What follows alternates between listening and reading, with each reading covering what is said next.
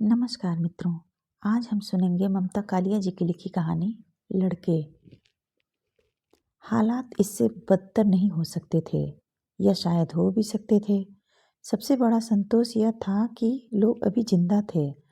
लोगों में बेहिसाब जिजीविषा थी।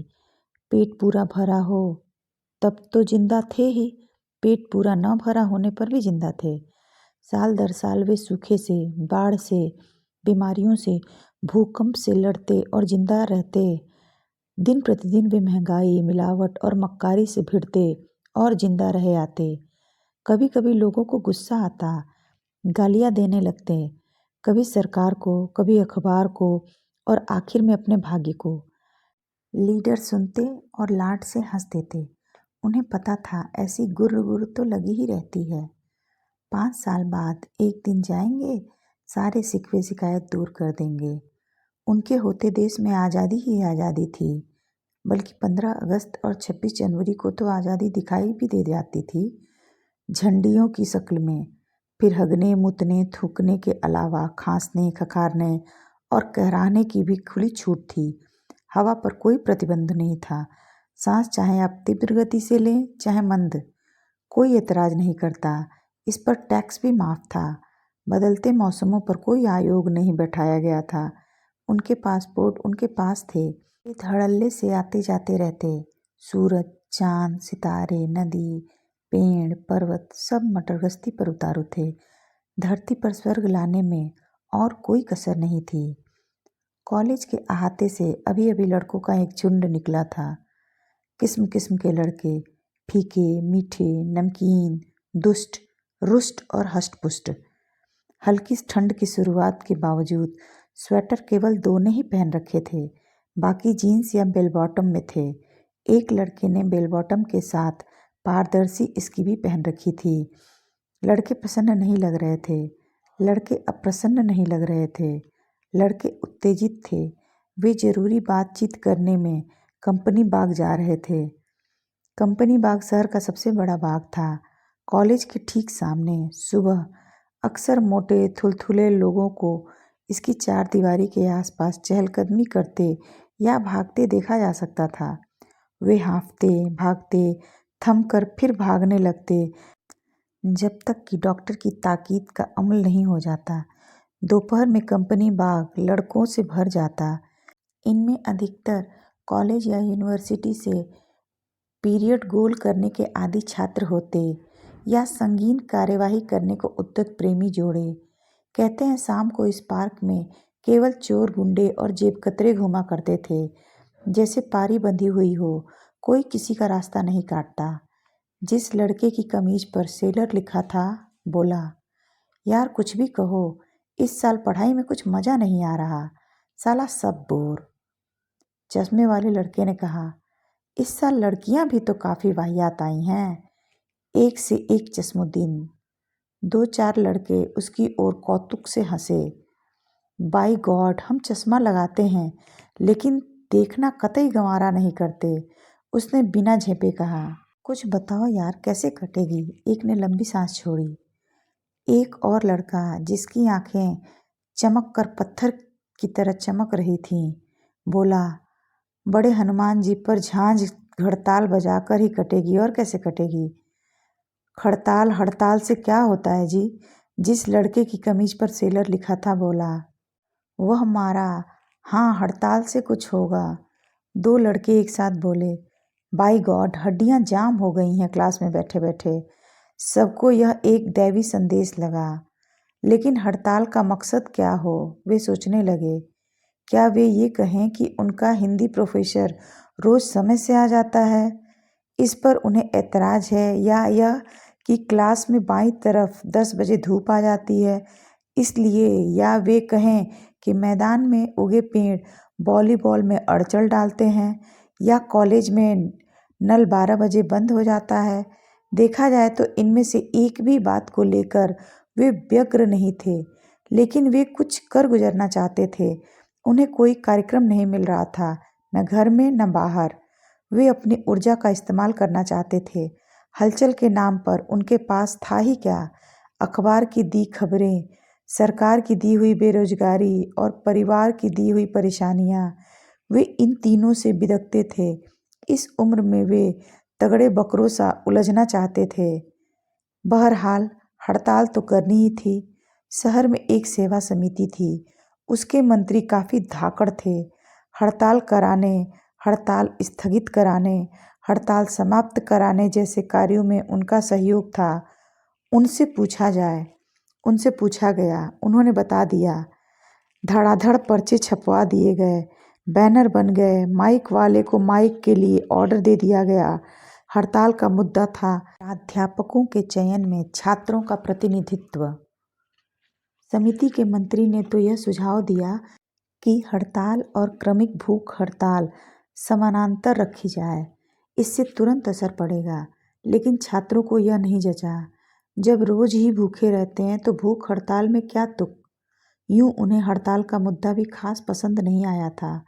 वे जानते थे जो भी आएगा एक सा पढ़ाएगा, जड़, बेहुदा और बेमतलब। उस पढ़ाई का इससे कोई ताल्लुक नहीं होगा कि अर्जुन सिंह का बाप 9 अगस्त को रिटायर हो रहा है, कि सुनील वर्मा की 2 बहनें लगातार जवान हो रही हैं, कि अनूप कौशिक का बड़ा भाई अब तक 382 रुपये 70 पैसे महज नौकरियों के लिए आवेदन पत्र भेजने में तबाह कर चुका है। उस पढ़ाई का इससे भी कोई ताल्लुक नहीं होगा कि गेहूं दिनों दिन महंगा होता जा रहा है।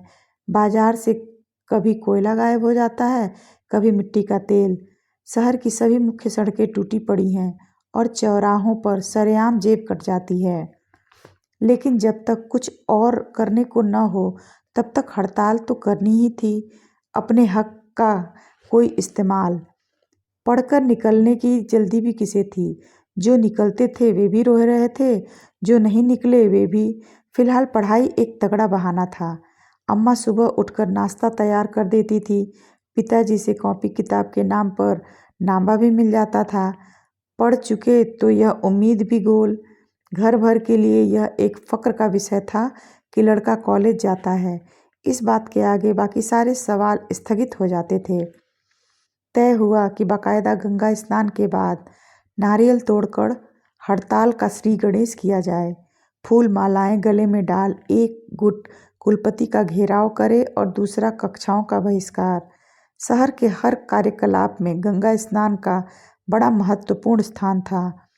अगर शहर में नदी न होती तो शहर के लोग अपना दिन कैसे शुरू करते, कहना मुश्किल था।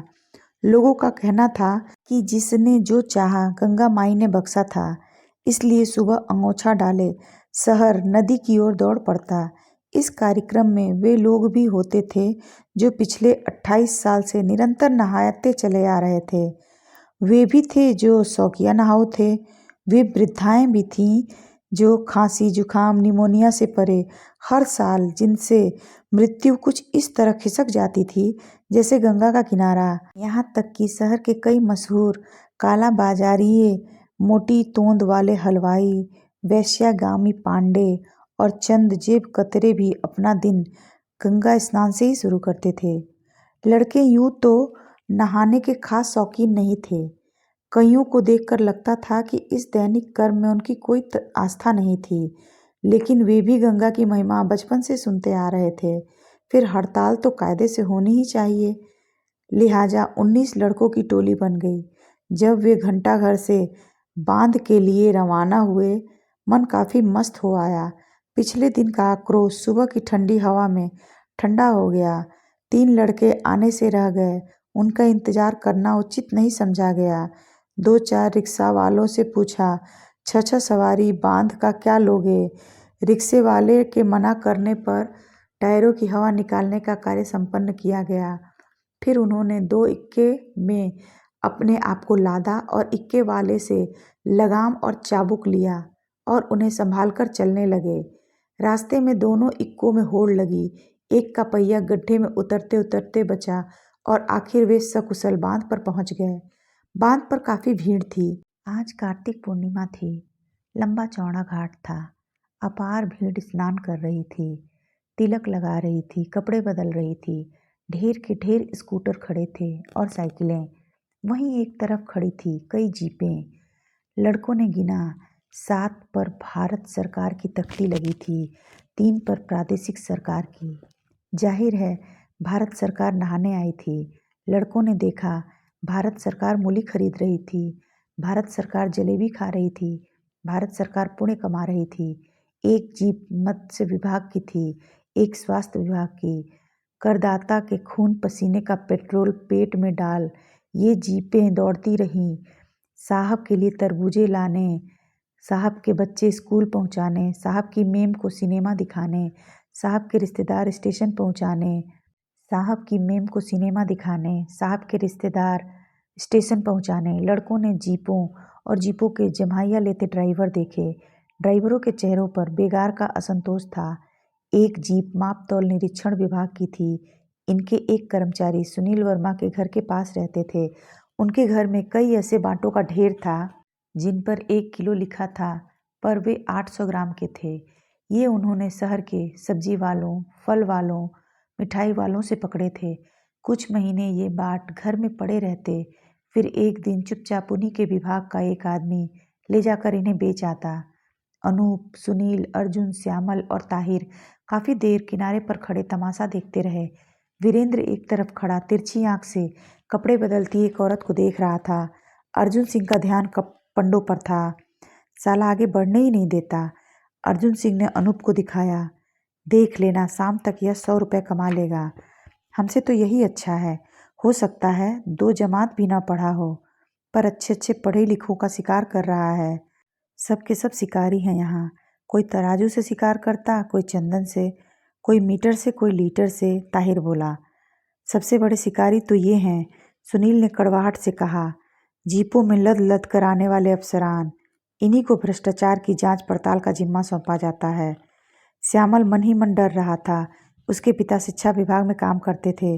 सुबह उसके कान में भनक पड़ी थी कि घर में सबका नहाने का कार्यक्रम है, जीप आने वाली थी।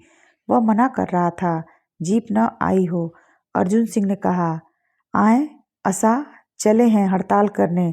हड़ताल करनी है तो इनके खिलाफ करो, इनसे कहो कुर्सियां खाली करें, हम आ रहे हैं। अनूप बोला, यार मुझे भी हड़ताल के नाम पर आलस आ रहा है। साला सारा दिन गला फाड़ फाड़ कर चिल्लाओ और घर जाकर डांट सुनो। दरअसल मुद्दा कुछ ठीक नहीं है। जी नहीं, एक बार सोचकर पीछे हटना गलत है, ताहिर ने कहा। श्यामल पहले ही ढुलमुल हो गया था। बोला, मुझे तो स्टेशन पहुंचना है, बुआ जी आ रही हैं। हजामत बहुत बढ़ गई है, बुलाकी के यहाँ हो आए। तभी एक जीप दन्न से आकर उनके पास रुकी। जीप सिंचाई विभाग की थी। उनमें से कई लोग तौलिए लेकर उतरे। ताहिर के मुंह से बेसाख्ता ठहाका निकल गया। आइए आइए, बस आपकी कमी थी। हम सोच ही रहे थे सिंचाई विभाग इस साल नहाने नहीं आया। सारे लड़के ठहाका लगाकर हंस पड़े। आने वाले अचकचा गए। उनके चेहरों पर खिसियाहट थी। उन्होंने ध्यान से लड़कों को देखा। क्या पता कौन गुप्तचर विभाग का हो। इंजीनियर थोड़ा हटकर अपने बाबू को धमकाने लगा। ऊपर शिकायत पहुंच गई तो सारा नहाना धारा का धारा रह जाएगा। मुझे ले डूबने की साजिश करते हैं आप लोग। मैं आप सबकी CR बिगाड़ दूंगा। इंजीनियर खुद बेहद बौखलाया, खिसियाया हुआ था। फिर वे लोग बिना नहाए लद फद कर जीप में घुसे और वापस चले गए। लड़कों का दिन सार्थक हो गया। वे हंसे और हंसते चले आए। मस्ती में वे एक जीप में घुस गए। ड्राइवर शायद इंतजार से तंग आकर खुद नहाने चला गया था। जीप खुली हुई थी। अर्जुन सिंह को हर तरह की गाड़ी चलाने का तजुर्बा था।